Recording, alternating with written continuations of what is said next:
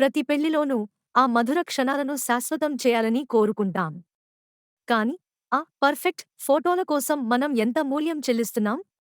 ఈ రోజుల్లో పెళ్లి ఫోటోగ్రఫీ ఒక కళగా మారింది. కానీ, కొన్నిసార్లు అది పెళ్లి వేడుకలకే అడ్డంకిగా మారుతోందా? మా పరిశోధనలో అనేక జంటలు, కుటుంబ సభ్యులు ఒకే ఫిర్యాదు చేస్తున్నారు. ఫోటోగ్రాఫర్లు ప్రతి దశలోనూ వేడుకలను ఆపేస్తున్నారని. అలా కాదు, ఇలా నిలబడండి, మళ్ళీ చేయండి అంటూ సంప్రదాయాలను తమకు నచ్చినట్లు మార్చేస్తున్నారని ఆవేదన వ్యక్తం చేస్తున్నారు. ముఖ్యంగా పెళ్లి తంతులో ఫోటోల కోసం పదే పదే అంతరాయం కలిగించడం చూస్తున్నాం. ముహూర్త సమయాల్లో కూడా ఒకసారి ఆపండి, ఈ షాట్ మిస్ అవుతుంది అంటూ వేడుకను నియంత్రిస్తున్నారు. ఇది కేవలం ఫోటోగ్రఫీనా, లేక వేడుకను తమకు అనుకూలంగా మార్చుకోవడమా?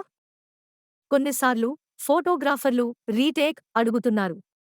అంటే పెళ్లి తంతులో జరిగిన ఒక ముఖ్యమైన ఘట్టాన్ని కేవలం ఫోటోల కోసం మళ్లీ చేయమని కోరుతున్నారు. ఇది ఆ క్షణం యొక్క సహజత్వాన్ని, భావోద్వేగాన్ని పూర్తిగా నాశనం చేస్తుంది. పెళ్లి అనేది ఒక పవిత్రమైన వేడుక, సినిమా షూటింగ్ కాదు. ప్రతి క్షణం సహజంగా, నిజాయితీగా ఉండాలి.